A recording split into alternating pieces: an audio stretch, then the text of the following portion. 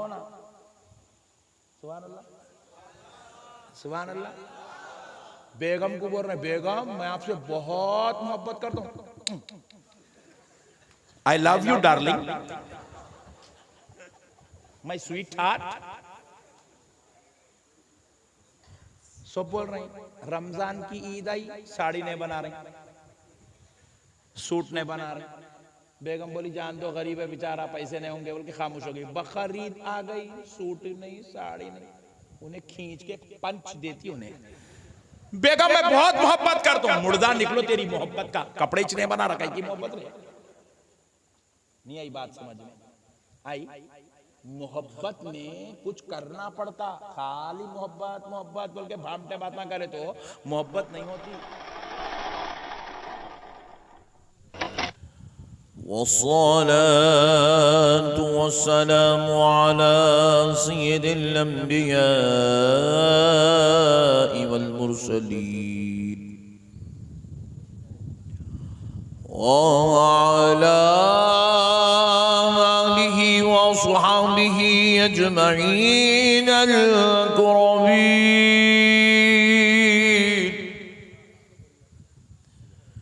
अशहदु अन ला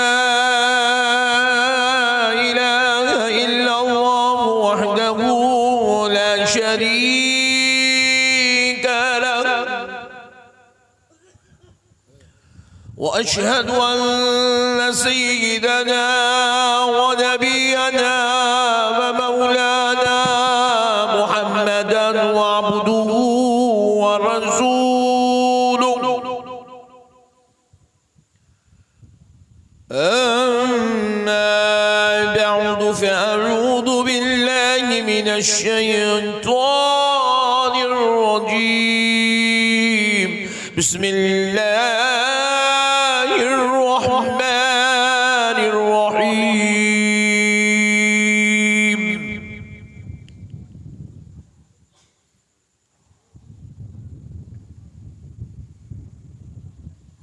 ولو أنهم إذ ظلموا أنفسهم جاءوك فاستغفروا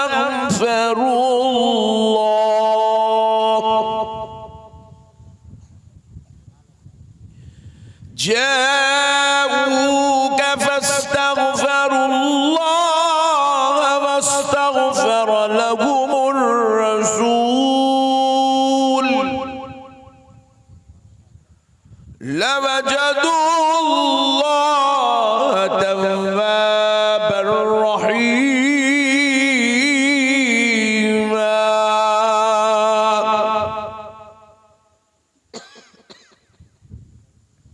وقال الله عز وجل في كلام الله القديم قل هو الله أحد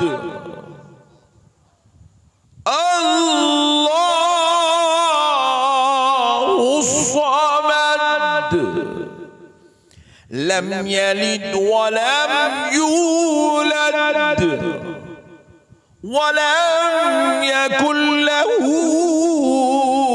كفوا أحد.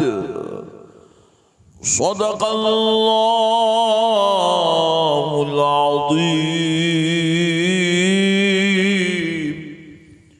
وبلغنا رسوله النبي الكريم ونحن على ذلك لمن الشاهدين والشاكرين والحمد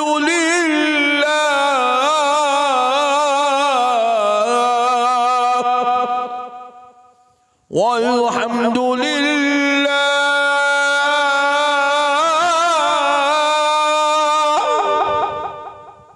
والحمد لله رب العالمين.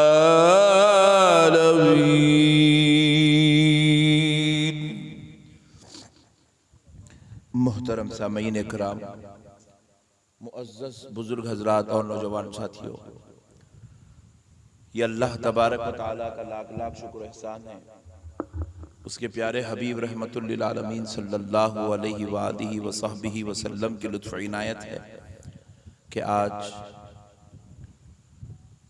आपके इस दयारे मोहब्बत में हाजिर होने का मौका और शर्फ नसीब हुआ है। अल्लाह तबारक व तआला का करोड़ा एहसान है कि परवरदिगार आलम ने इस मुबारक मजलिस में हाजिर होने और उसके महबूबों का जिक्र करने का शर्फ अता फरमाया।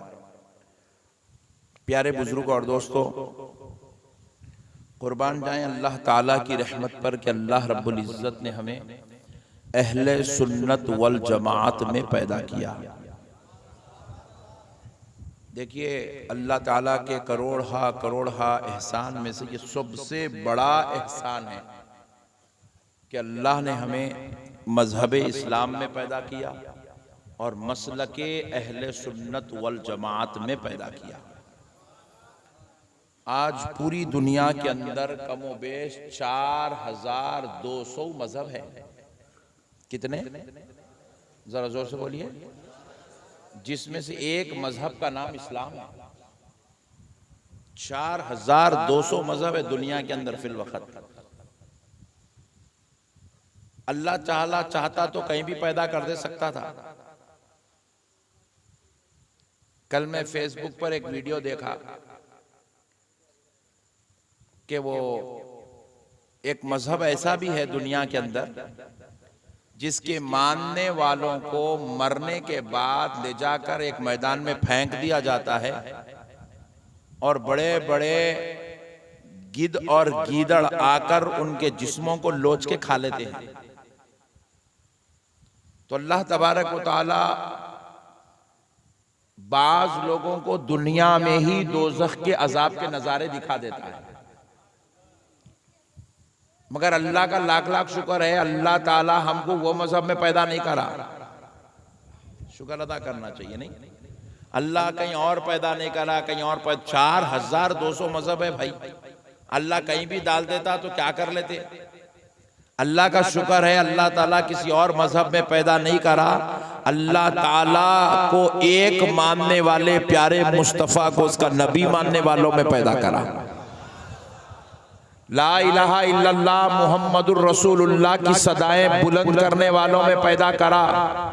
अशहदु अल्ला इलाहा इल्लल्लाहु वहदहु ला शरीका लह व अशहदु अन्ना मुहम्मदन अब्दुहु व रसूलुहु पढ़ने वालों में पैदा करा। पता है मैं को क्या की करे, अभी तो अच्छा चल रहा था, कुछ तो भी मत करो प्लीज। तो जरा गौर करने वाली बात है, अल्लाह रब्बुल इज़्ज़त का कितना बड़ा एहसान है। 4200 मजहबों में से निकाल कर अल्लाह ने मजहब इस्लाम में पैदा किया। अब जरा दूसरी बात भी सुन लीजिए, जब वो 4200 को छोड़ के, अच्छा है बेटे, अच्छा है, नो प्रॉब्लम, मस्त है, थोड़ा उंगली नको करो बस। 4200 में से अल्लाह निकाल के मजहब इस्लाम में पैदा किया। अब जरा गौर कीजिएगा, मजहब इस्लाम में आ गए तो अब यहां अंदर आए बात 72-73 फिरके। कितने? 73 फिरके। हर फिरके की अलग अलग दुनिया बनी हुई है, हर फिरके का एक अलग अलग नया अकीदा बना हुआ है, हर फिरके की नई नई सोच है, हर फिरके की अपनी किताबें हैं, हर फिरके की अपनी तहकीक है, हर फिरके की अपनी अपनी बातें। अल्लाह का शुक्र है अल्लाह 73 में कहीं और पैदा नहीं करा। अल्लाह ताला अपने को गौसो ख्वाजा के मानने वालों में पैदा करा है, अहले बैत के दीवानों में पैदा करा है, सहाबा कराम के चाहने वालों में पैदा करा है, रसूल अल्लाह के गीत गाने वालों में पैदा करा है और उसकी बंदगी करने वालों में पैदा किया है। अल्लाह का शुक्र है अल्लाह अहले सुन्नत में पैदा करा। अहले सुन्नत में पैदा नहीं करता तो आज आप लोग बंगाल में नहीं रहते थे। आप पूछ रहे फिर कहाँ रहते थे? 4 महीने के वास्ते कहीं गए हुए होते थे। आप बेगम बच्चों को छोड़ के भगोने ले लेके फिरना पड़ता था आपको। अल्लाह का शुक्र है, अल्लाह ताला अहले सुन्नत के सदक़े में बेगम बच्चों के साथ रख के बुजुर्गों का तबर्रुक खिला रहा है, बुजुर्गों के नाम का सदका खिला रहा है। मेरे प्यारे बुजुर्ग और दोस्तों, जरा गौर करने वाली बात है, अल्लाह ने अहले सुन्नत वल जमात में पैदा किया।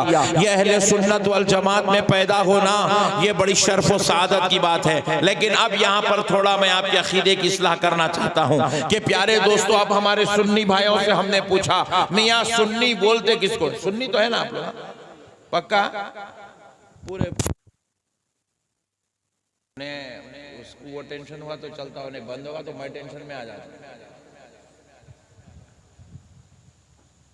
तो आप जरा मसले को समझो प्यारे दोस्तों। मसला ये है कि हम सुन्नी हैं, पक्का ना? लेकिन हमारे सुन्नी भाइयों को मैं पूछा, मियाँ सुन्नी बोलते किसको? तो हमारे सुन्नी भाई एक अजीब व गरीब तारीफ करते, दरगाह को जाने वाले को सुन्नी बोलते। हमारे सुन्नी भाइयों को पूछा, मियाँ सुन्नी किसको बोलते? बोलते तो पीर साहब को चाहने वाले को सुन्नी बोलते। फिर एक जना बोलता कि भाई वो दरगाह पे जाके फूला चढ़ाने वाले को सुन्नी बोलते। फिर एक आदमी बोलता कि मौलाना के हाथ चूमने वाले को सुन्नी बोलते। अजीब व गरीब तारीफा करते। एक जना बोलता खिचड़ी बना के सबको खिलाने वालों को सुन्नी बोलते।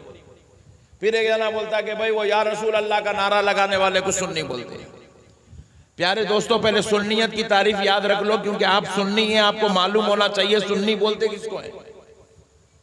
99% मुसलमान को नहीं मालूम है कि सुन्नी किसे कहा जाता है। प्यारे दोस्तों, याद रखो, सुन्नी दरगाह को जाने की वजह से आप सुन्नी नहीं बने। आप सुन्नी पहले बने, दरगाह को बाद में गए। आप सुन्नी पहले बने, पीर साहब के मुरीद बाद में बने। आप सुन्नी पहले बने, फूल बाद में चढ़ाने गए। आप सुन्नी पहले बने, बाद में मीलाद करे। आप सुन्नी पहले बने, बाद में 11वीं करे। आप सुन्नी हैं इसलिए आप मस्जिद में जाके सलाम पढ़े। आप सुन्नी हैं इसलिए आप जलसों में फातिहा देते हैं। पहले आप सुन्नी हैं इसलिए आप या रसूल अल्लाह, या गौस, या ख्वाजा का नारा लगाते हैं। मगर याद रखो, ये सुन्नी कहते किसको हैं? फिर ये जो बाद में आप अमल कर रहे हैं ये अलग बात है, लेकिन सुन्नियत किसको कहा जाता है? कान खोलकर सुन लो मुसलमानों, सुन्नी आपको इसलिए कहा जाता है क्योंकि आप अपनी जान से ज्यादा आमिना के लाल से मोहब्बत करते हैं, इसलिए आपको सुन्नी कहा जाता है। आप अल्लाह को वहदहू ला शरीक मानते हैं और प्यारे मुस्तफा को आलिम गैब मानते हैं, इसलिए आपको सुन्नी कहा जाता है। आप नबी को हाजिर और नाजिर मानते हैं, इसलिए आपको सुन्नी कहा जाता है। आप नबी को लामका का मकी मानते हैं, इसलिए आपको सुन्नी कहा जाता है। आप अपनी जान से ज्यादा, अपने बच्चों से ज्यादा, अपनी बीवी से ज्यादा, अपने माँ बाप से ज्यादा आमिना के लाल से मोहब्बत करते हैं, इसलिए आपको सुन्नी कहा जाता है। नबी को अपनी जान से ज्यादा चाहने का नाम सुन्नियत है। बेटे पैर नीचे रख के बैठ जा। नबी को अपनी जान से ज्यादा चाहने का नाम सुन्नियत है। और बाजू वाले, मालूम ना, बाजू वाले, इनसे हमारा टेंशन नमाज का नहीं है। एक साहब बोले उन्होंने यहां हाथ रख के नमाज पढ़ रहे, बोला यहां रखो, हमारे क्या टेंशन है। अल्लाहु अकबर। अब यहां थे, यहां से यहां आ गए, नहीं, अब क़यामत के करीब यहां से यहां हो जाएंगे इंशाअल्लाह।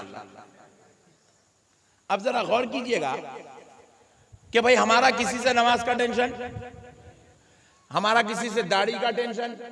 भाई लोग इतनी बड़ी दाढ़ी छोड़ रहे हैं, इतनी भी छोड़ रहे हैं, इतनी भी छोड़ रहे हैं, बस की यहाँ तुम भी आ गई, चोटी डाल लेके अंदर डाल ले रहा, चल रहा भाई सिस्टम। नए नए लोग मार्केट के अंदर नए नए खजूरा आते रहते हैं, अजीब और गरीब तमाशे।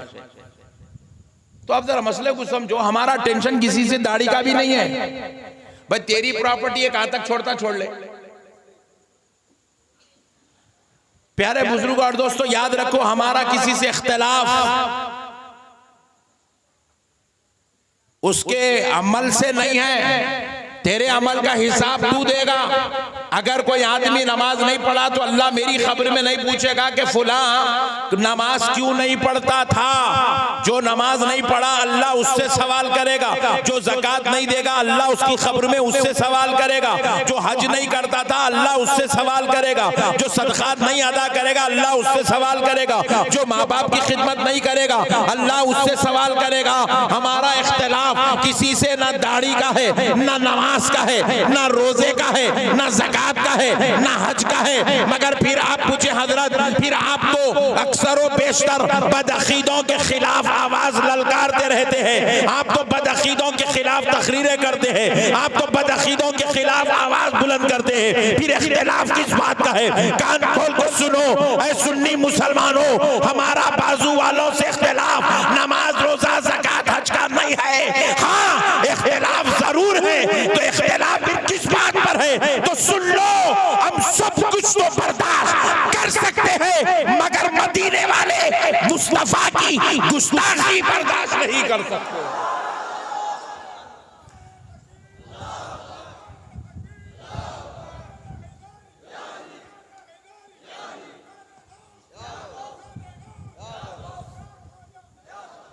अल्लाह सलामत रखे तुम्हारा। अच्छा हुआ तुम आज आए बोल के, नहीं तो जलसा पूरा फैल जाने वाला था। यहाँ पट्टे बैठे हुए मैं ठंडे ना, हालांकि मौसम गर्म है, पब्लिक ठंडी है।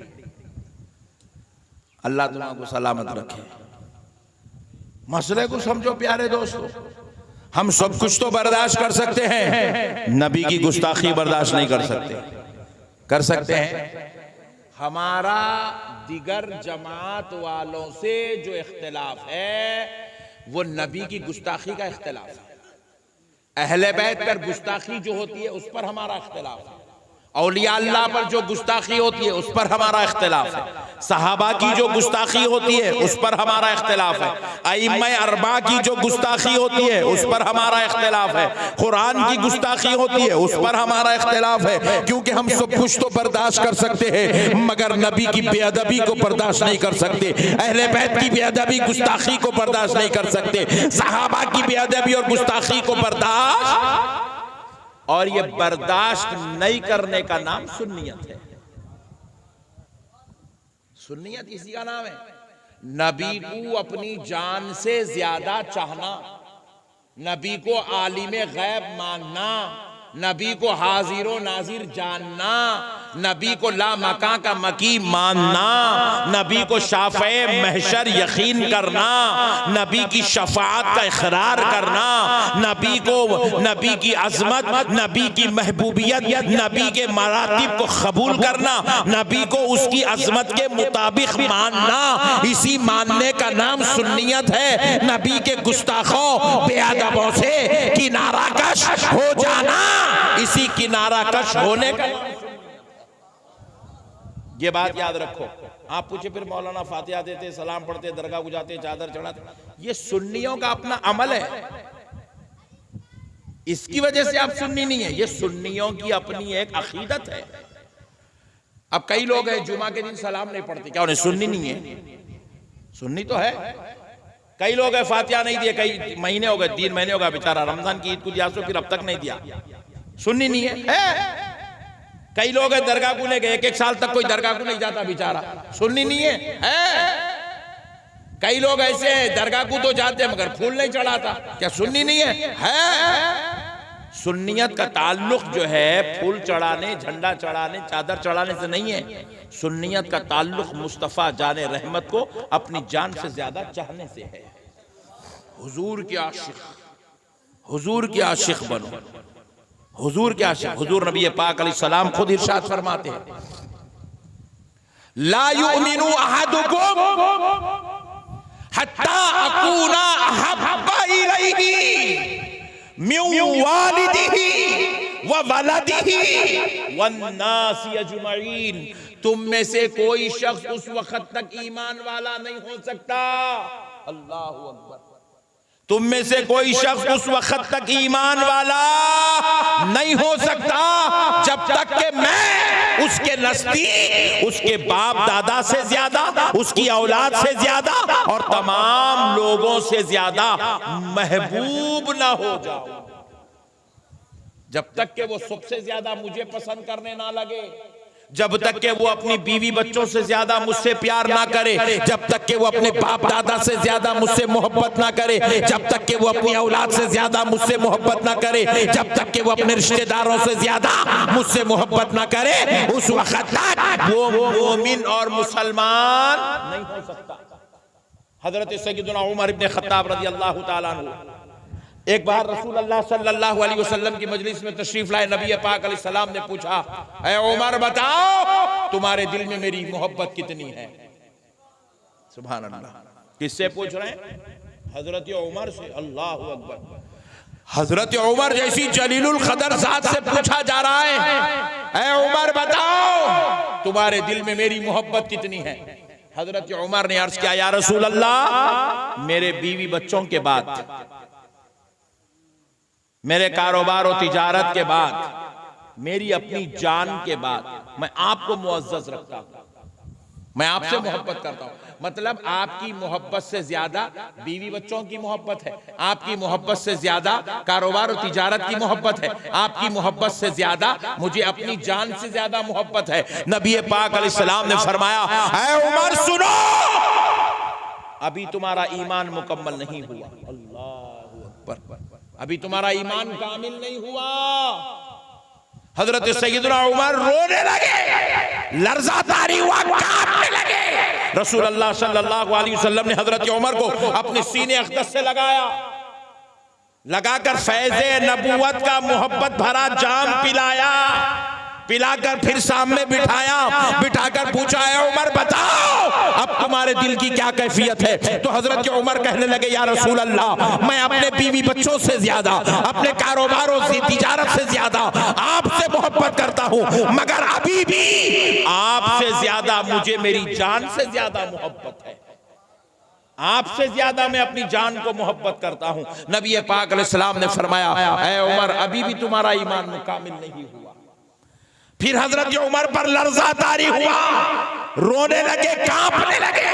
नबी मुकर्रम सल्लल्लाहु अलैहि वसल्लम ने फिर हजरत उमर को लिया, अपने सीने अक़दस से लगाया, आपको जामे नबूवत के मोहब्बत भरे फैजान से सरफराज किया करके फिर पूछा, ऐ उमर बताओ अब क्या हालत है तुम्हारे दिल की? हजरत उमर अर्ज करने लगे, या रसूल अल्लाह, कसम रब्बे जुल जलाल की जिसके कब्ज़े खुदरत में मेरी जान है, अपने बीवी बच्चों से ज्यादा, अपने कारोबार और तिजारत से ज्यादा, या रसूल अल्लाह, हत्ता के उमर अपनी जान से भी ज्यादा आमिना के लाल से मोहब्बत करता।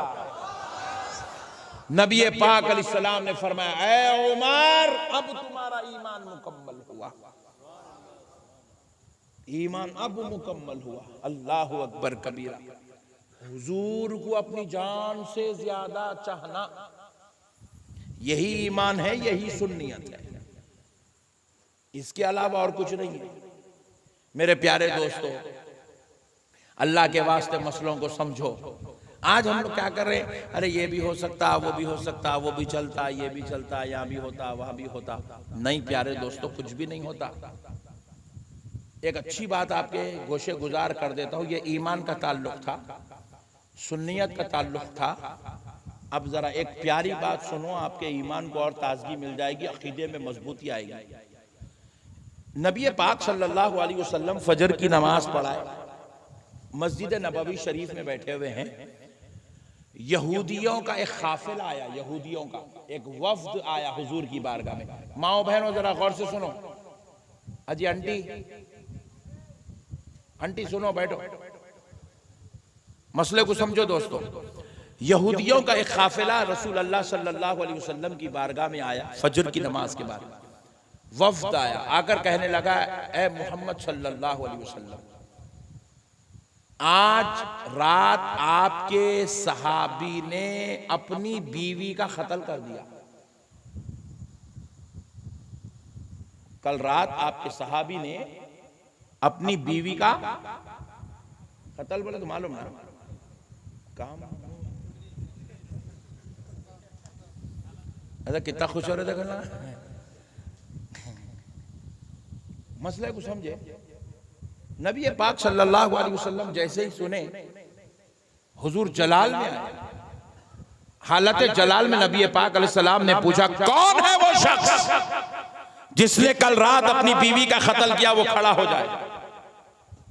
नबी पाक अलैहिस्सलाम ने पहली बार आवाज दी, कोई खड़ा नहीं हुआ। दूसरी बार आवाज दी, कोई खड़ा नहीं हुआ। कहा तीसरी बार अल्लाह और उसके रसूल का वास्ता, खड़ा हो जाए। तो बिल्कुल आखिर सफ से एक सहाबी ऐसे कांपते हुए खड़े हो गए। नबी पाक अलैहिस्सलाम ने जब उनको देखा तो कहा, तो हुजूर के कहने पर सारे सहाबा पलट के उनको देखे। हुजूर ने तुम क्यों कहा? क्योंकि वो सहाबी नाबीना थे, आंख उनके नहीं थे, वो उनकी आंखों को नजर नहीं आता था, नाबीना थे, आंख काम नहीं करती थी। नबी मुकर्रम सल्लल्लाहु तआला अलैहि वसल्लम ने सहाबी से कहा, उनको ले आओ इधर करीब में। उनको पकड़ के बिल्कुल आखिर सफ से लाकर रसूल अल्लाह के सामने बिठाया गया।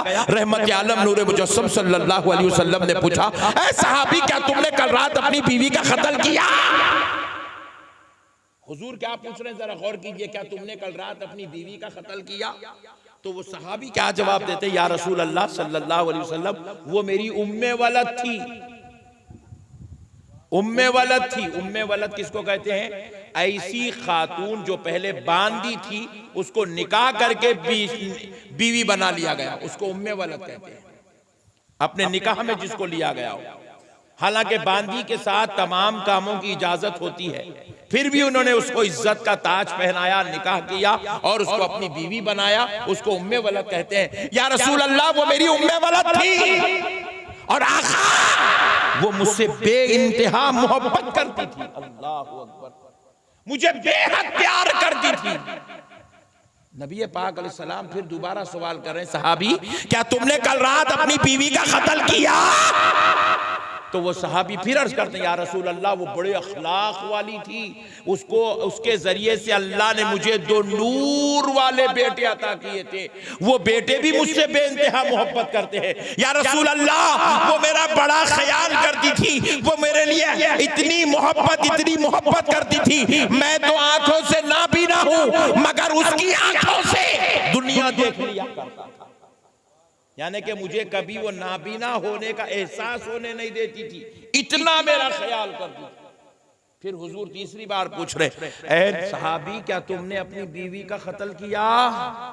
हुजूर पूछ रहे, कत्ल किया? इन्हों तारीफ पे तारीफ कर रहे बीवी। अब तीसरी बार जब हुजूर ने पूछा तो वो सहाबी कहने लगे, या रसूल अल्लाह, वो चंद महीने पहले इस्लाम कबूल की और मैंने उसको इस्लाम कबूल करवा के उससे निकाह कर लिया। या रसूल अल्लाह, जब वो मेरे निकाह में आ गई, निकाह में आने के चंद दिनों बाद उसने आपकी रिसालत पर एतराज किया। अरे आपकी रिसालत पर एतराज क्या बोलते? सुभान अल्लाह बोलता दीवाने, अल्लाहु अकबर बोलता। एतराज किया भाई, तारीफ नहीं की रे, बोले एतराज किया। एतराज किया तो सुभान अल्लाह नहीं बोलना, अस्तगफिरुल्लाह नहीं बोले, भले ना नहीं मालूम बच्चे। रसूल अल्लाह से कह रहे, या रसूल अल्लाह, उसने आपकी रिसालत पर एतराज किया। अल्लाहु अकबर। नबी पाक अलैहिस्सलातु वस्सलाम ने जब ये सुना तो पूछा, फिर तुमने क्या किया? कहा, या रसूल अल्लाह, मैं ये सोचा कि ये बेचारी अभी अभी इस्लाम में दाखिल हुई है, मैं इसको नबी की अजमत नहीं बता सका, मेरे नबी का मकाम और मर्तबा नहीं बता सका, मेरे नबी की सही तारीफ तौसीफ इसके सामने नहीं जा सकी, इसलिए मैंने सोचा ये गलती मेरी है, लिहाजा उस दिन से मैं उठते बैठते चलते फिरते या रसूल अल्लाह अपनी बीवी के सामने आपकी तारीफें करने लगा, आपकी अजमतें सुनाने लगा, आपकी शान अजमत बयान करने लगा, आपके मुकाम और मर्तबे से उसको आगाह करने लगा। मगर या रसूल अल्लाह, इतना सब कुछ सुनने के बाद कल रात उसने फिर से आपकी अजमत पर उंगुश्तुमाई करने लगी, आपकी अजमत पर जुबान दराजी करने लगी, आपकी रिसालत पर एतराज करने लगी। या रसूल अल्लाह, अब मुझे बर्दाश्त ना हुआ, अब मुझे बर्दाश्त ना हुआ, मैं भूल गया कि वो मुझे बहुत ज्यादा चाहती है, मैं भूल गया कि अल्लाह ने उसके जरिए से मुझे 2 नूर वाले बच्चे दिए हैं। या रसूल अल्लाह, मैं भूल गया कि वो मुझसे बेइंतहा प्यार करती है, मैं उसके जरिए से दुनिया देखता हूँ, वो मुझे ख्याल करती है, मुझे खाना पका पका के खिलाती है, मेरे लिए इज्जत का सबब बनी भी है, मैं सारी चीजें भूल गया। जैसे ही उसने आपकी रिसालत पर एतराज किया, मैं गली में अपने घर में एक एक कोना ऐसे हाथ मारते मारते फिरा, ऐसे हाथ मारते मारते फिरा ताकि कोई चीज मेरे हाथ को लग जाए। कोई चीज मेरे हाथ को नहीं लगी। मैं चूल्हे में दाखिल हुआ, मैं आंखों से नहीं देख सकता, चूल्हे में हाथ मारता गया, छुरी मेरे हाथ को लग गई। मैं छुरी लिया, अपने पीठ के पीछे छुपा लिया और उसके करीब आया, उसकी गर्दन पकड़ा, उसको तख्त पे लिटाया। या रसूल अल्लाह, उसने आपकी गुस्ताखी की, मैंने 70 वार करके उसका कत्ल कर दिया। नारे तकबीर, नारे तकबीर, नारे रिसालत, नारे हैदरी, आशिके रसूल, शान अहले बैत, हुजूर सैयद मसरूर रहमत कलीमी का दामन, फैजान कलीमी, बज़्मे ताजुल वराफा, नारे तकबीर, नारे रिसालत। दोस्तों, सहाबी ने दुनिया को बताया नबी से कैसी मोहब्बत करना है।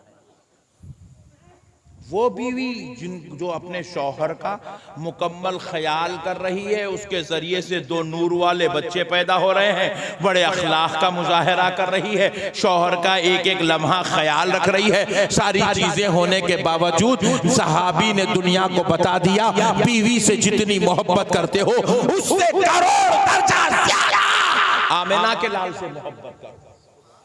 इसी मोहब्बत का नाम सुन्नियत है।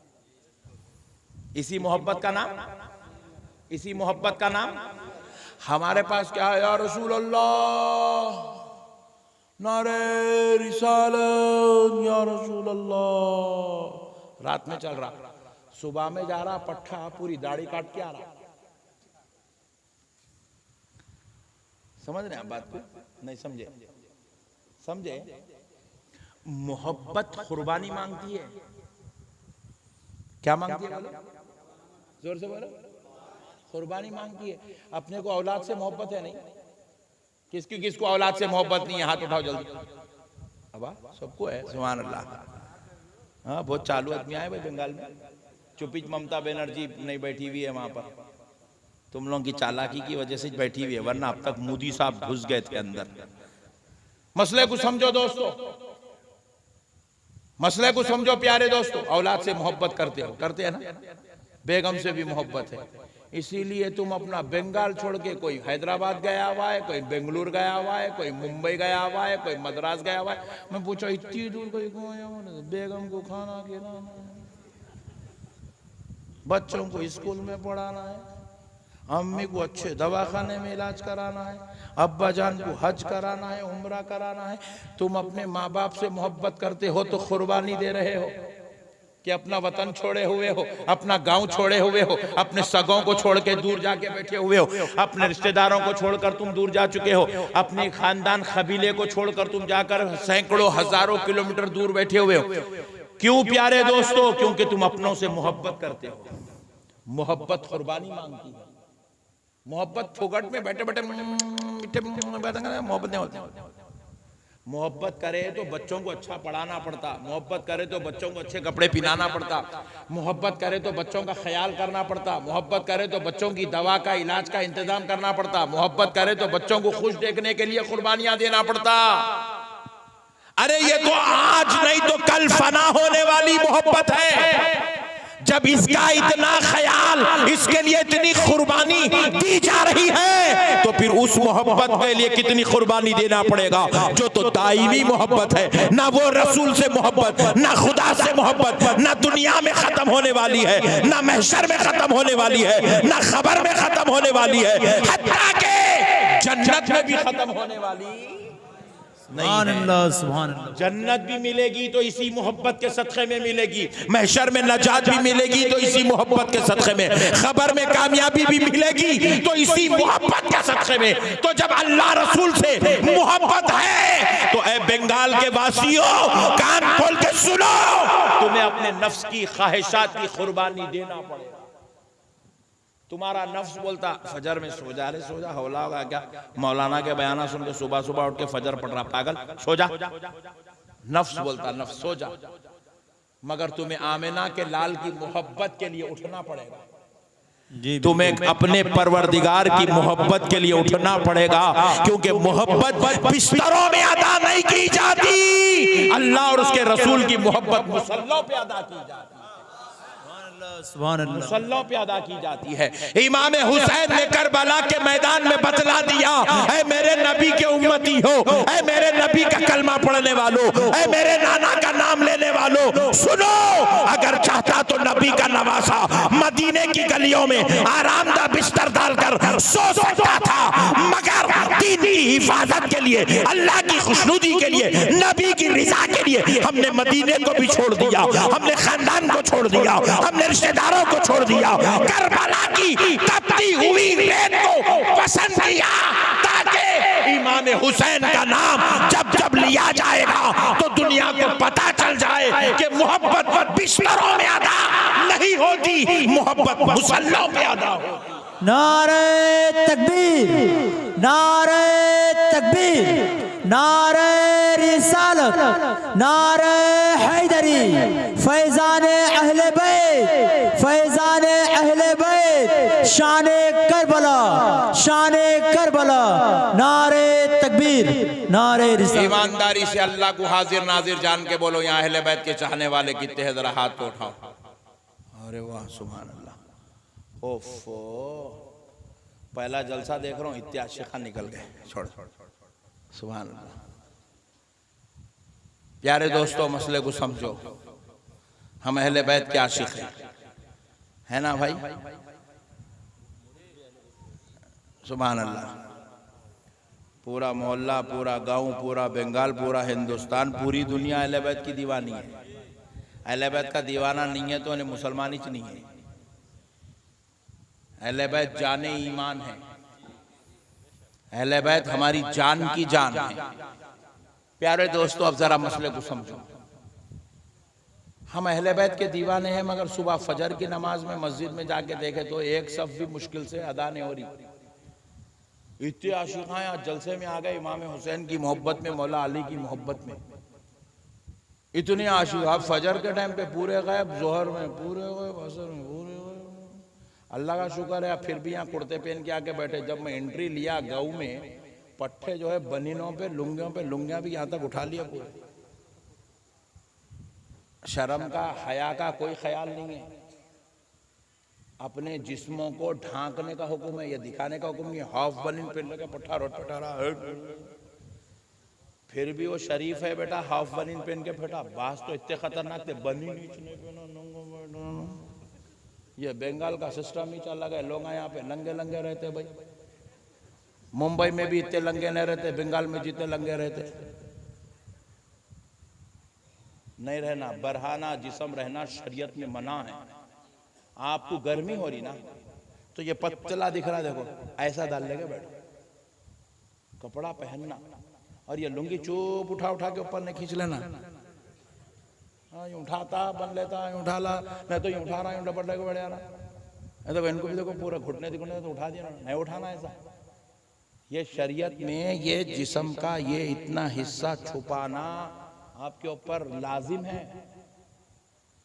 ये हिस्से दिखे तो आपके ऊपर गुनाह लाजिम आता। सतर का छुपाना जरूरी है, जिस्मों का छुपाना जरूरी है। गर्मी हो रही तो पतला कपड़ा पहनिए, मगर जिस्म मत दिखाइए। गुस्से में आ रहे हैं क्या है कि मौसम कपड़े पे न बोल रहे बोल के कहते कुछ तो भी बड़े लग मारेंगे, वो अलग मसले को समझो।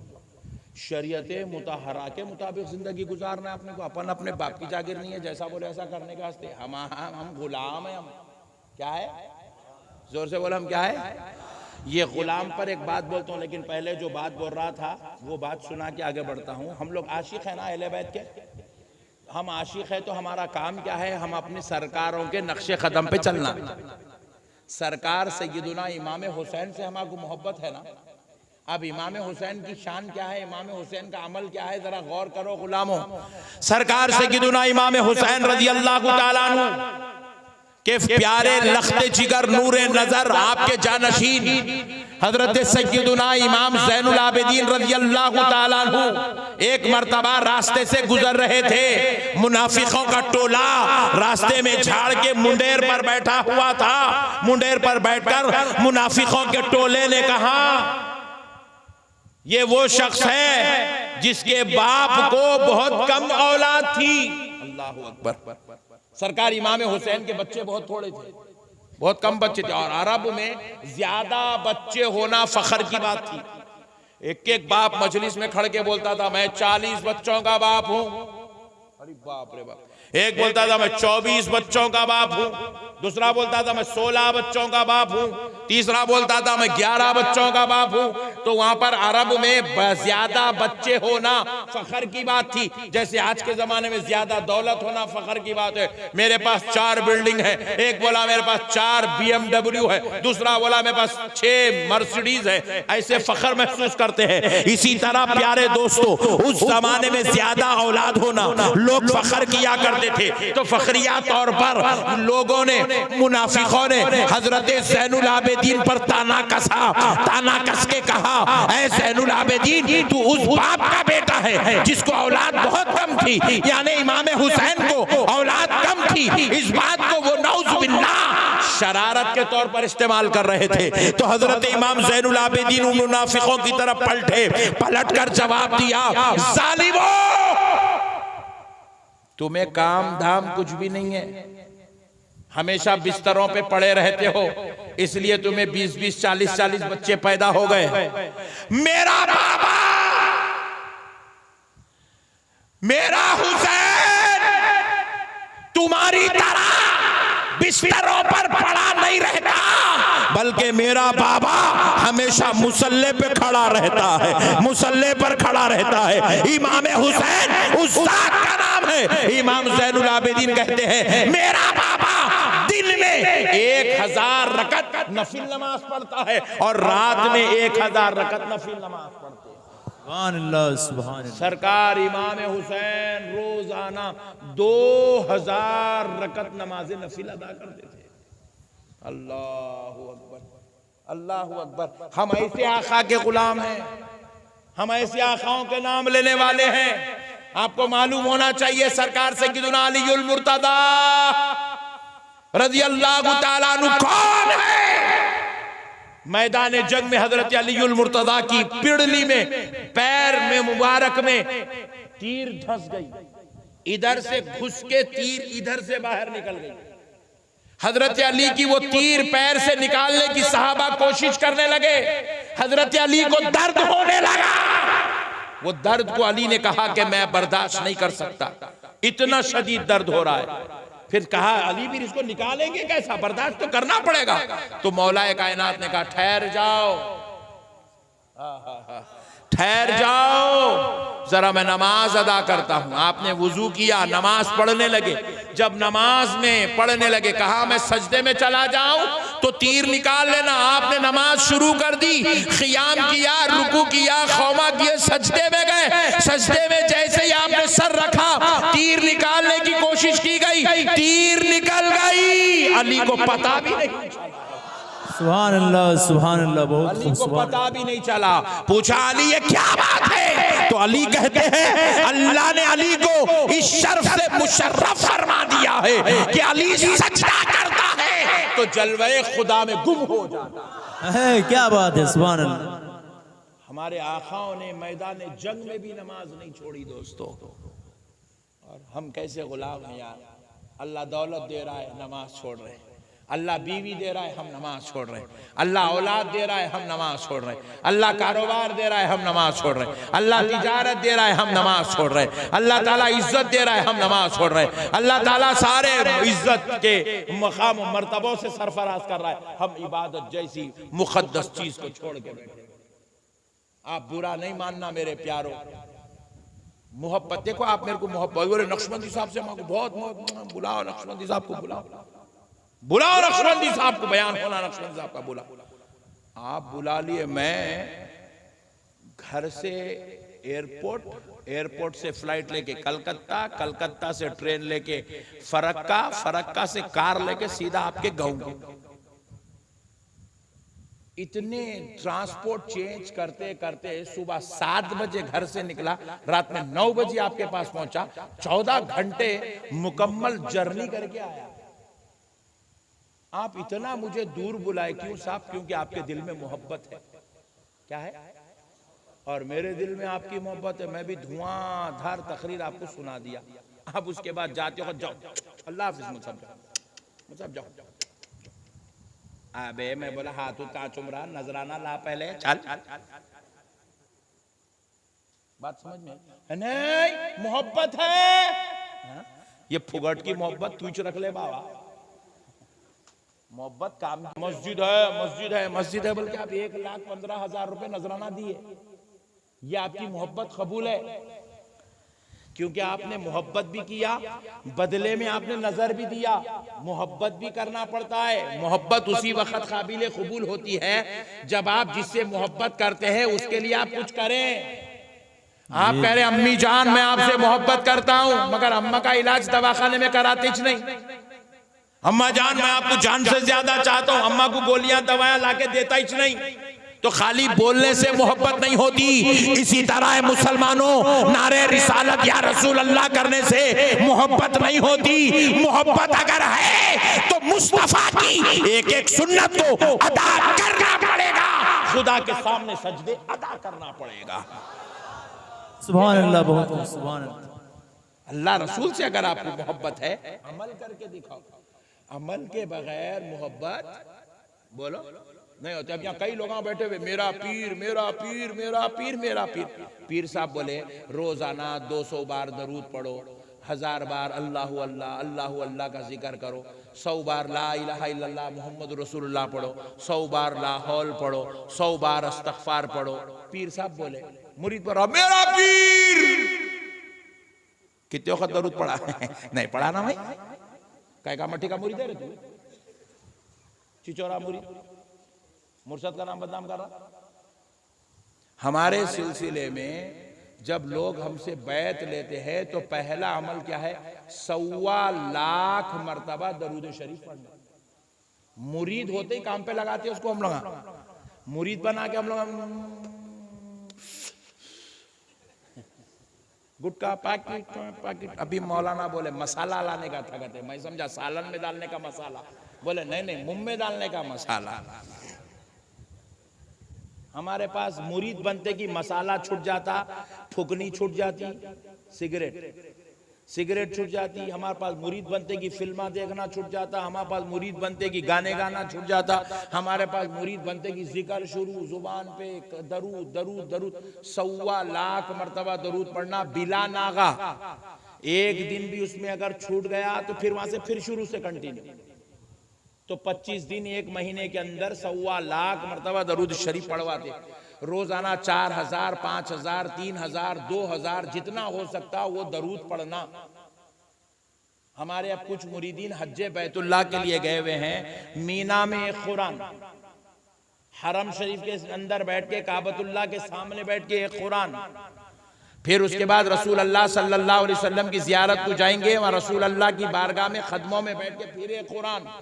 पूरा हज होने तक कम से कम 4 से 5 कुरान की तिलावत करवाते। फिर हज के पूरे दिनों में कुरान के अलावा 1.25 लाख मरतबा, इसको कहते हैं ज़कात, दरूद की ज़कात। मुहर्रम का महीना आ गया, या मुहर्रम का महीना आ गया, मोहम्मद, अली, फातिमा, हसन, हुसैन, इस नामों की ज़कात। शाबान का महीना आ गया, रजब का महीना आ गया, या अल्लाहु या रहमानु या रहीम की ज़कात। ज़कात का मतलब 1.25 लाख मर्तबा पढ़ना। मुरीद का मतलब है, मुरीद जब मुर्शिद के हाथ में हाथ दे दे तो मुर्शिद की तालीमात पर अमल करके मुरीद अल्लाह का मुखर्रिब बनना, मुरीद अल्लाह के करीब होना, मुरीद के दिल में अल्लाह की मोहब्बत दाखिल होना, मुरीद के दिल में अल्लाह का प्यार आना, मुरीद के दिल में रसूल अल्लाह के दीदार का जज्बा पैदा हो, मुरीद के दिल में अहले बैते अतहार की कामिल मोहब्बत दाखिल होना।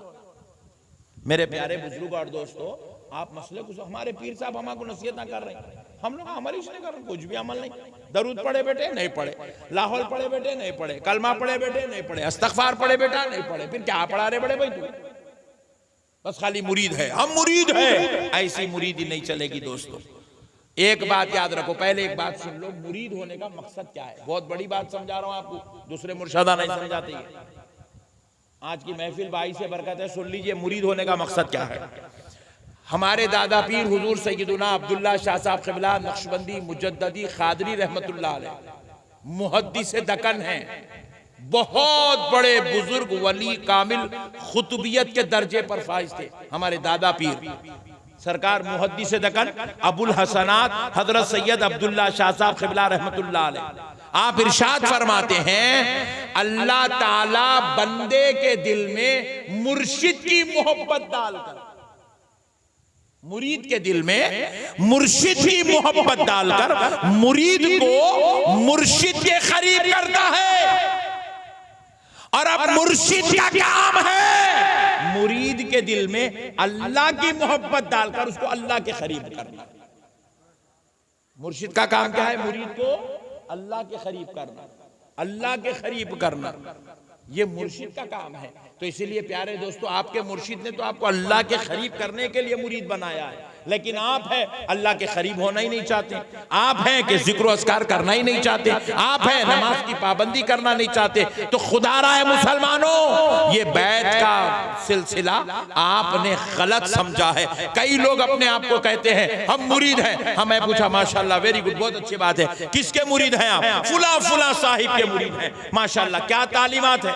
नहीं मालूम। क्या आपको वजीफे दिए? नहीं मालूम। क्या आपका मुराक़बा है? नहीं मालूम। क्या आपकी खल्क़ की कैफियत है? नहीं मालूम। रूहानी तौर पे आप कौन सी मंजिल में हैं? आप खाशियीन की मंजिल में है, आप तव्वाबीन की मंजिल में है, आप मुहिब्बीन की मंजिल में है, आप राकिरीन की मंजिल में है, आप किसकी मंजिल में बैठे हुए हैं? ऐसा मौल साहब, ये सब मंजिला होते? अरे मेरे को मालूम ही नहीं है मौल साहब। हम लोग कई को मुरीद होते मालूम, नाम के साथ खादरी लिखने, चिश्ती लिखने, नक्शबंदी लिखने, सोहरवर्दी लिखने, रजवी लिखने, अशरफी लिखने, ये वो लिखने का मुरीद होते। हट, मेरे नाम के साथ लिख दो मैं खादरी हूं, बरखास्त, किस्सा खत्म। नहीं प्यारो, आप अपने मुर्शिद से फैज लो, फैज।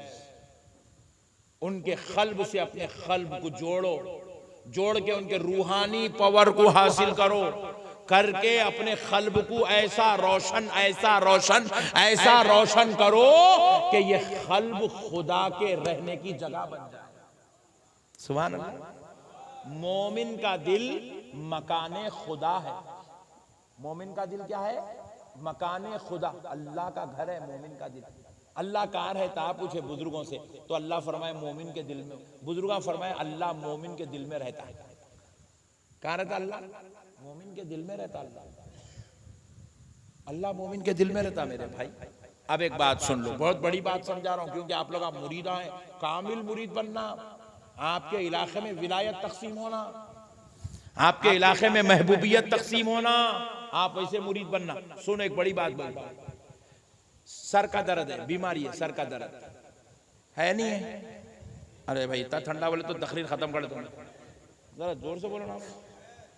सर का दर्द बीमारी है नहीं, बुखार बीमारी है, खांसी बीमारी है, हार्ट प्रॉब्लम बीमारी है, किडनी प्रॉब्लम बीमारी है, कैंसर बीमारी है, बीपी ब्लड प्रेशर बीमारी है, शुगर बीमारी है। ये सारे बीमारियों का इलाज डॉक्टर के पास है।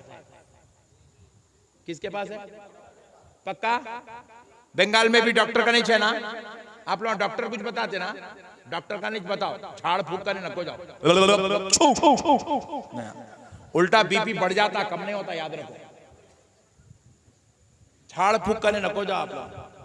गंडे तावीजा लींबुआ नारळा, हजरत मेरी नारियल फोड़ो, नारळा फोड़ने नको बैठो आप लोग। लींबुआ काट रहे हो,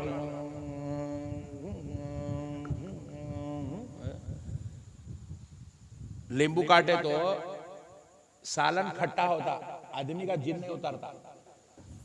मसले को याद रखो, बहुत बड़ी बात समझा रहा हूं। बीमारी का इलाज डॉक्टर के पास है, बीमारी का इलाज। लेकिन अब और एक बीमारी है हमारे अंदर, आप लोग नहीं मालूम है वो। सुनो, बहुत बड़ी बात समझा रहा हूं आपको। हमारे अंदर और एक बीमारी है। क्या? पैरा करीब करके बैठो। और एक बीमारी हमारे अंदर, हसद। क्या है? बोलो। हसद। हसद क्या है? हसद। क्या ठंडे लोग मिले भाई, जरा जोर से बोलो। क्या है? हाँ ऐसा बोलो ना मर्दों के जैसा। हसद। और एक बीमारी है झूठ बोलना। और एक बीमारी है गीबत करना। और एक बीमारी है पीठ के पीछे खबरें खोदना, बुराइयां करना, चुपके तो भी झूठे इल्जाम लगाना, किसी के बारे में तोहमत लगा देना, किसी के बारे में गलत सोचना, गुनाह करना, जिना की ख्वाहिश होना, चोरी की ख्वाहिश होना, फिल्म देखने की ख्वाहिश होना, रात भर फेसबुक के नजर हटना ही नहीं, इंस्टाग्राम होना, गंदे गंदे गाने सुनने का जी चाहना, फिल्मा देखना जी चाहना, बीवी को मारना। बंगाल में है ये? हाँ बहुत ज्यादा है नहीं? बहुत ज्यादा है। बीवी को मारना, अम्मा जान से लड़ना, बाबा को घर से अलग कर देना, भाइयों से रिश्ता तोड़ लेना, बहनों से खते ताल्लुक कर लेना, ये भी बीमारी है। मगर ये बीमारी का इलाज डॉक्टर के पास नहीं है। ये बीमारी की आज तक ना कोई टॉनिक बनी, ना कोई टैबलेट बनी, ना कोई कैप्सूल बना, ना कोई इंजेक्शन बना, ना कोई ग्लूकोज बना। ये जो हसद बीमारी है, ये बीमारी पैर में नहीं होती, दिल में होती है। गुनाह की तमन्ना दिल में होती है, झूठ की ख्वाहिश दिल में होती है, बुराई का जज्बा दिल में होता है। ये सारे नफ्स के साथ जुड़े हुए बीमारियां हैं। बीवी को मारने का गुस्सा इंसान की तबीयत में होता है।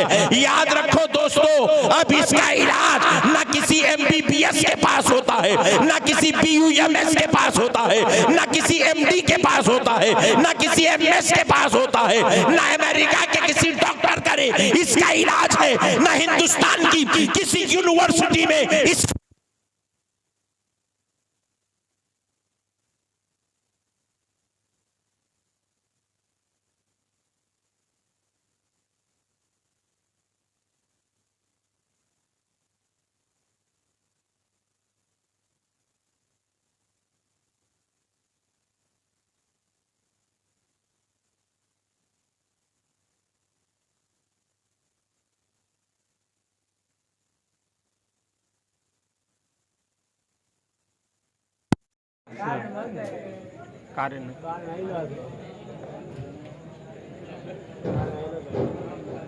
एक बार दरूद पाक पढ़ लिखा। ममता बनर्जी से मेरी मुलाकात हुई तो उनको जरूर बोलूंगा। बयान के बीच में 2 मरतबा लाइट चले गई थी। हमारे तेलंगाना में नहीं जाता।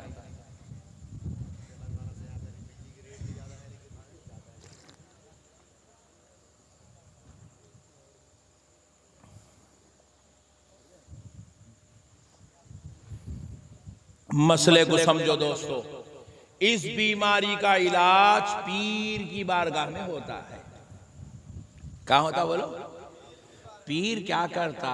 मुरीद के दिल पे नजर रखता, दिल पे। अच्छा एक मसला और समझा दे तो ईमान ताजा हो जाना आप लोग। मुरीदी, पीरी मुरीदी के बारे में अच्छी बात मालूम हो जाना आप लोग।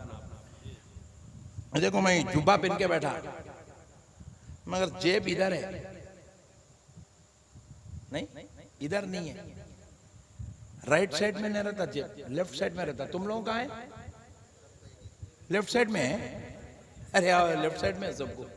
वेरी गुड, इनको भी लेफ्ट में चाहिए, तुम लोगों को लेफ्ट में।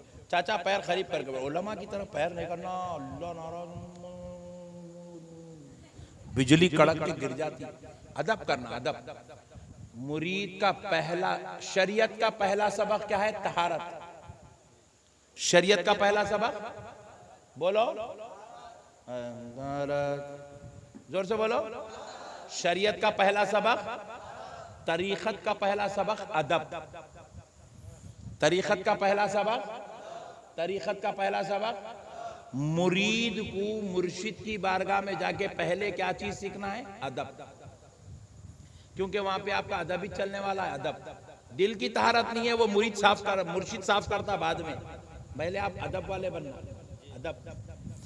आपको चुम्मा चट्टी आना, पहले आपको झुकना आना, आपको हाथ जोड़ना आना, तो आप सरफराज होते। वहां जाके हाँ मौल साहब मैं वजू कर लेके आया हूँ, बोले तो अबे जाबे निकल यहाँ से, चल चिचोरे, दिमाग खराब कर रहा। वजू करके आया तो जा वहां जाके पढ़ लेते, पढ़ा निकल। बात समझ में आई? वहां बारगाह में अदब होना पहले, अदब। सुभान अल्लाह। तो अर्ज कर रहा था मैं,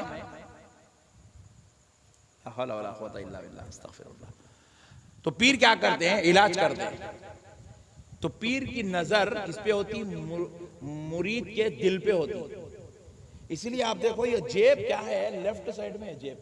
तुम मको देखो तघुर के, तुम्हारे को भी लेफ्ट साइड में चाहिए, तो मेरे जेब को कहीं को देख रहे, इनका भी लेफ्ट में चमक, और यूं मेरे जेब को देख रहे, नोटा दिख रहे के अंदर। खरीब आदमी हूं, कहां के नोटा क्या लगाए। तो ये जेब, और ये जेब के पीछे दिल है। जेब के पीछे क्या है? मैं एक दिन टेलर को पूछा, ये जेब लेफ्ट में कहीं को लगाता, राइट में कहीं को नहीं लगाता? बोले तो उन्हें बोला नहीं मालूम साहब, सदियों से चला आ रहा किस्सा, वैसे ही चल रहा। और अगर इधर लगा दिए तो अच्छा भी नहीं दिखता साहब, इधर देखने की आदत हो गई, इधर ही लगाए तो सही रहता। बोला वैसा नहीं है रे होले, असल में ये जेब यहां लगा के तू मुर्शिद को आजमाता। किसको आजमाता? जोर से बोलो। मुर्शिद की आजमाइश है ये। अल्लाह ताला ये दिल भी यहीं च रखे, बंदे के जरिए से जेब भी यहीं च लगाए, उन्हें पैसे भी यहीं च रखे। तो अल्लाह ताला मुर्शिद को आजमाते कि इन्हें इसकी नजर मुरीद के जेब पे रुक जाती या पीछे तक जाती। अगर जेब पे रुक गई तो उन्हें पीर नहीं है, मंगल है, मंगल। क्या है? अगर उसकी नजर जेब को हटा के दिल तक चले गई तो उन्हें पीर। मुर्शिद की नजर कहां होना? मुरीद के दिल पे, जेब पे नहीं रहना। एक पीर साहब के पास क्या हुआ, उनकी बच्ची की शादी डिसाइड हुई, बच्ची की शादी। पीर साहब बड़े परेशान, और कैसा करूं शादी के वास्ते, अब क्या है मेरे पास, कुछ भी नहीं है, क्या भी नहीं। तो पीरानी माँ बहुत होशियार थे, पीर साहब की बीवी पीरानी माँ बहुत होशियार थे। उन्होंने आइडिया दिया, अरे तुम टेंशन रखो, लो जी मैं हूं ना, तुम्हारा मसला पूरा हल करती हूँ, बैठो तुम। बोले जी क्या करना? बोले पेन कापी ले लिए दोनों, मुर्शद के हाथ में पेन कापी दे दिए, मैं नामा बोलती हूँ लिखो। नामा बोलने लगे, 25 नामा बोले। किसके? मुरीदों के। किसके नामा बोले? मुरीदों के। वो भी कौन से मुरीदा? पैसे वाले मुरीदा। नामा लिखा है, लिखा के बोले पहले वाले को चावल की जिम्मेदारी दो, दूसरे वाले को तेल की, तीसरे वाले को गोश्त की, चौथे वाले को डेरे की, पांचवे वाले को शादी खाने की। हो गई शादी, किस्सा खत्म। कहे के मट्टी के पीर साहब इतना टेंशन लेते। तो मतलब आजकल हालात कुछ ऐसे चल रहे हैं कि मुरीद भी जो है अल्लाह तक पहुंचना नहीं चाह रहा, मुर्शिद भी अल्लाह तक पहुंचाना नहीं चाह रहा। मेरे प्यारे दोस्तों, अल्लाह ने तुम्हें अच्छा हाथ दे दिया है, उस हाथ की कदर करो, सिलसिले की कदर करो, अपने पीरों की कदर करो, उनका दामन पकड़ के खुदा तक पहुंचने की कोशिश करो, खुदा तक पहुंचने की कोशिश करो। जिक्र अस्कार करो, इबादत करो, तिलावत करो, रियाजत करो, परहेजगारी अख्तियार करो, अल्लाह तक पहुंचने की कोशिश करो बंदो। अगर अल्लाह तक नहीं पहुंचे तो फिर मुरीद बनने का फायदा नहीं है। अल्लाह को नहीं पहचाने तो मुरीद बनने का फायदा नहीं है। अल्लाह का खुर्ब नहीं मिला, मुरीद बनने का फायदा नहीं है। अल्लाह की मोहब्बत दिल में दाखिल नहीं हुई तो मुरीद बनने का फायदा नहीं है। मुरीद ऐसे बन जाओ कि अपने पीर का दामन थाम के खुदा तक पहुंच जाओ। खुदा तक पहुंचो मेरे भाई, खुदा के मुखर्रिब बनो, खुदा के प्यारे बनो। नौज बिल्लाह। अभी भी अल्लाह माफ करे, ये बयानों में ऐसे बातें नहीं बोलना है। 20-20, 22-22 कैमरे लेके बैठे हुए हैं। आज भी मुसलमानों का, खुसूसन अजलाओं में, गाँव में, डिस्ट्रिक्ट में रहने वाले मुसलमानों का ये हाल है कि उन्हें खड़े रह के पेशाब करता। नौज बिल्लाह, ला हौला वला कुव्वता इल्ला बिल्लाह। खड़े रहकर पेशाब करने वाले की मिसाल कुत्ते के जैसी है, कुत्ते से भी बदतर है। कुत्ते को अक्ल नहीं है, फिर उन्हें खड़े रह के कर रहा। इन्हें अक्ल वाला हो कि इतनी जालिमाना हरकत कर रहा है, तो ऐसे लोगों की मिसाल कुत्ते से बदतर है। खड़े रह के पेशाब करते, खड़े रह के खा लेते, और जैसे बोले से गालियां दे देते, बदकलामियां करते, झूठ बोलते, गीबत करते, एक दूसरे से लड़ते झगड़ते, बदतमीजी करते, बदअखलाकियां करते, उलमा पे तोहमतें लगाते, इल्जाम तराशियां करते, बदकलामी करते। याद रखो है मुसलमानों, ये मुसलमानों का शेवा नहीं है, ये मुसलमानों की मिजाज नहीं है, बदकलामी मुसलमान की पहचान नहीं है, गाली गलौज मुसलमान का शेवा नहीं है, बदअखलाकी मुसलमान का शेवा नहीं है। आप पूछे हजरत फिर मुसलमान कहते किसको है? सुन लो, मुसलमान अखलाक का नाम है, मुसलमान किरदार का नाम है, मुसलमान मोहब्बत का नाम है, मुसलमान इंसानियत का नाम है, मुसलमान हमदर्दी का नाम है, मुसलमान आजिजी का नाम है, मुसलमान दरगुजर करने का नाम है, मुसलमान उखवतो भाईचारगी को परवान चढ़ाने का नाम है, मुसलमान बीवी बच्चों के हुकूक की अदायगी का नाम है, मुसलमान माँ बाप की खिदमत का नाम है, मुसलमान अल्लाह और उसके रसूल के लिए कुर्बान होने का नाम। मुसलमान बहुत बड़ी चीज है मेरे भाई। आप मुसलमान टाइटल को आसान मत समझिए, ये वही मुसलमान हैं जिस गली में गुजर गए हैं, कलमे पढ़ाते हुए गुजर गए। मुसलमान मामूली बात नहीं है मेरे भाई। जिसने हिंदुस्तान की, हिंद की धरती पर 90 लाख लोगों को कलमा पढ़ाया, ये शान सिर्फ एक मुसलमान की ही हो सकती है, ये शान सिर्फ एक मुसलमान की हो सकती है। मेरे प्यारे भाइयों, अल्लाह और उसके रसूल का वास्ता, अपने किरदार को संभालो, अपने अखलाक को संभालो, अपने आप को संभालो। आप देखो, आपको 2 किलोमीटर दूर से कोई देखे आता हुआ तो ये नहीं बोलना कि फुला का बेटा आ रहा है, ये नहीं कहना कि फुला का भाई आ रहा है, ये नहीं कहना कि फुला का दोस्त आ रहा है। देखने वाला कहे देखो देखो, मदीने वाले मुस्तफा का गुलाम आ रहा है। आपकी हमारी पहचान बन जाना, गुलामे रसूल, आशिक़े अहले बैत, फिदायाने औलिया, ये हमारी पहचान बन जाना मेरे भाई। मैं उम्मीद करता हूं कि आप इसकी तरफ तवज्जो करेंगे इंशाअल्लाह। जोर से बोलिए, करेंगे।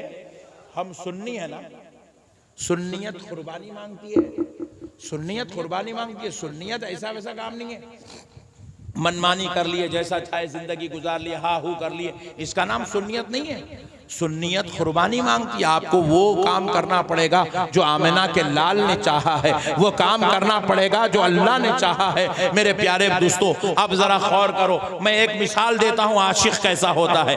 आशिक बनेंगे इंशाअल्लाह। आशिक कैसा होता है, एक मिसाल सुनो, क्योंकि हम रसूल अल्लाह के चाहने वाले, हम रसूल अल्लाह के मानने वाले, रसूल अल्लाह से प्यार और मोहब्बत करने वाले, सुनो है मुसलमानों, आशिक कैसा होता है। एक सहाबी रसूल सल्लल्लाहु अलैहि वसल्लम अपने घर में लेटे हुए हैं, उनकी अहलिया, उनकी बीवी ने मोहब्बत में क्या किया, ये लेफ्ट साइड की छोटी, लेफ्ट हैंड की छोटी उंगली को उन्होंने यहां मेहंदी लगा दी, टॉप पे मेहंदी। उनकी बीवी ने रात में मेहंदी लगा दिया। वो बेसहाबी खामोश हो गए, वे बेचारी मोहब्बत में लगा रही है, लगा लें, तो खामोश हो गए। सुबह उठे, वो मेहंदी चले गई, झड़ गई, रंग चढ़ गया मेहंदी का, बोलिए, रंग चढ़ गया। जब मेहंदी का रंग चढ़ा तो वो सहाबी उसी रंग के साथ रसूल अल्लाह सल्लल्लाहु अलैहि वसल्लम के दरबार में तशरीफ लाए। आकाए दो जहां रहमत आलम नूरे मुजस्सम सल्लल्लाहु अलैहि वसल्लम अपने सहाबा को दर्स दे रहे थे, गुफ्तगू फरमा रहे थे। दौरान गुफ्तगू नबी की नजर सहाबी की करंग उंगली पर पड़ी तो नबी पाक अलैहिस्सलाम ने जब सहाबी की उस छोटी उंगली को देखा तो आका अलैहिस्सलाम ने कहा, सहाबी तुमने ये क्या लगाया है? तो वो अर्ज करने लगे, या रसूल अल्लाह, कल रात मेरी अहलिया ने मेरे हाथ पर ये मेहंदी लगाई है, ये उसी का रंग चढ़ा हुआ है। नबी पाक ने अपना चेहरा फेर लिया, सहाबी पर क़यामत गुजर गई। अर्ज करने लगे, या रसूल अल्लाह, आका आप पर मेरे माँ बाप कुर्बान, हुजूर मेरे से नजर मत फेरिए, या रसूल अल्लाह मुझसे नजर मत मत फेरिए। नबी पाक अलैहिस्सलाम ने कहा, सहाबी मेरे उम्मत के मर्दों पर मेहंदी नापसंदीदा अमल है। सहाबी अब तुम एक काम करो, शहर मदीना से बाहर चले जाओ, जब तक ये मेहंदी का रंग नहीं जाता वापस नहीं आना, क्योंकि सहाबी अगर तुम यहाँ रहोगे तुम्हारा देखकर फिर कोई दूसरा लगाएगा, दूसरे को देखकर तीसरा लगाएगा, कहीं ये रस्म ना चल पड़े, इसलिए तुम मदीने के बाहर चले जाओ। सहाबी जाने से एहतराज कर रहे थे, मतलब क्योंकि नबी से दूर होना पसंद नहीं कर रहे थे, तो नबी ने दो सहाबा को हुक्म दिया, ले जाओ इनको मदीने के बाहर छोड़ आओ। दो सहाबा उनको कंधों से उठाकर ले जाकर मदीने के बाहर छोड़े। जब वो जा रहे थे नबी ने कहा, सहाबी खबरदार, जब तक वो रंग चला नहीं जाता मदीने में वापस नहीं आना, जब तक वो मेहंदी का रंग नहीं चला जाता मदीने में वापस नहीं आना। अल्लाहु अकबर कबीरा। सहाबी चले गए, दो सहाबा उनको ले गए मदीने के बाहर छोड़कर आए। जैसे ही वो सहाबा छोड़ के आके बैठे, उनके 2 मिनट के बाद ये सहाबी भी आके मजलिस में बैठ गए, वापिस आ गए मदीने में वापिस आ गए। नबी पाक ने कहा, सहाबी मैंने तुमसे कहा था ना, जब तक वो रंग नहीं जाता वापस नहीं आना। सहाबी ने कहा, या रसूल अल्लाह, आप पर मेरे माँ बाप कुर्बान आका, मेरे हाथ का वो मेहंदी का रंग चला गया, इसलिए मैं वापस आ गया। नबी पाक अलैहिस्सलाम ने पूछा, सहाबी कैसे गया, इतना जल्दी वो रंग कैसे गया?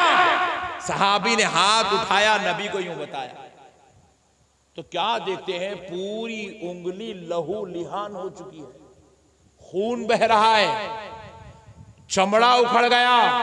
नबी ने पूछा, सहाबी तुमने ये क्या किया?